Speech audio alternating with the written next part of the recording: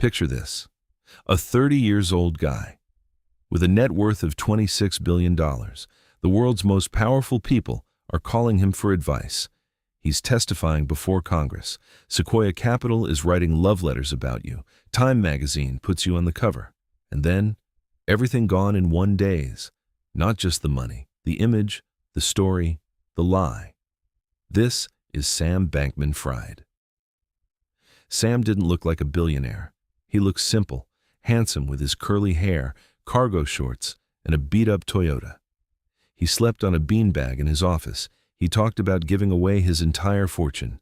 He preached something called effective altruism, the idea that you earn as much as possible so you can do as much good as possible. People ate it up. He co-founded FTX in 2019 with Gary Wang, a former Google engineer. It was a crypto exchange, a platform where millions of people could buy, sell, and trade digital assets. It grew fast, dangerously fast. By January 2022, FTX was valued at $32 billion. Celebrities were lining up to endorse it. Tom Brady, Steph Curry, Naomi Osaka, Super Bowl ads, stadium naming rights. Sam was the face of the future of money. But behind that face, something dark was already running. Here's what nobody knew. Before FTX even existed, Sam had founded another company, Alameda Research. It was a crypto trading firm, and it was bleeding. So Sam did something unthinkable. He used FTX customer deposits, real people's real savings, to fund Alameda's risky bets and cover its debts. Think about that. People deposited their money, trusting it was safe. Sam was using it as a casino chip.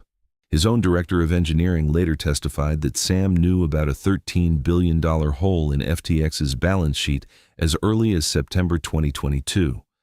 And what did Sam do? He kept smiling, kept doing interviews, kept talking about saving the world. His ex-Alameda CEO, Caroline Ellison, claimed he demanded she create 7 falsified versions of Alameda's balance sheet, 7 fake versions, to hide the truth. November 2, 2022. A crypto news outlet called CoinDesk publishes one article. It reveals that Alameda Research is holding a massive amount of FTT, a token that FTX itself created. The finances of both companies are dangerously intertwined. The market panics. 6 days later, Binance CEO Changpeng Zhao, Sam's biggest rival, announces he's selling every single FTT token Binance holds. It was a kill shot. Customers rushed to pull their money out. All at once, the withdrawals expose an $8 billion hole in FTX's accounts. The money isn't there. It was never there. Sam goes on Twitter and says FTX is fine. 3 days later, it's bankrupt.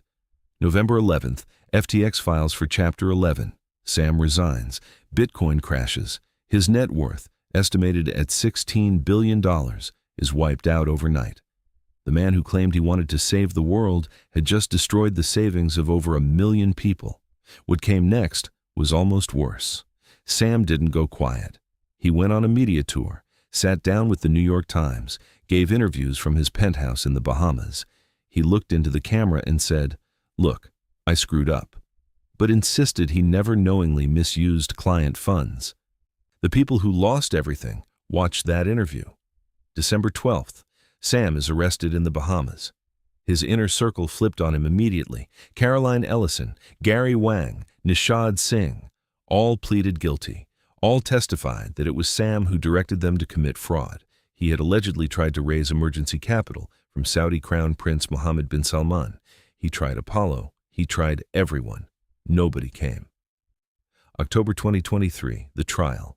November 2nd, a jury finds Sam Bankman-Fried guilty on all 7 counts of fraud and conspiracy. His lawyers asked for 6 years. Prosecutors asked for 40 to 50. March 28, 2024, Judge Lewis Kaplan sentences him to 25 years in federal prison. Sam was 32 years old. Here's what makes this story cut deep. Sam Bankman-Fried wasn't some shadowy villain operating from the dark. He was celebrated, praised, invited into the halls of power. He wore the costume of a humble genius who cared about humanity, and underneath it, He was gambling with the life savings of ordinary people, teachers, nurses, families. Up to $9 billion in customer deposits. Gone. Power and greed don't always look like what you expect. Sometimes they come in cargo shorts talking about saving the world. 25 years. That's what it cost him.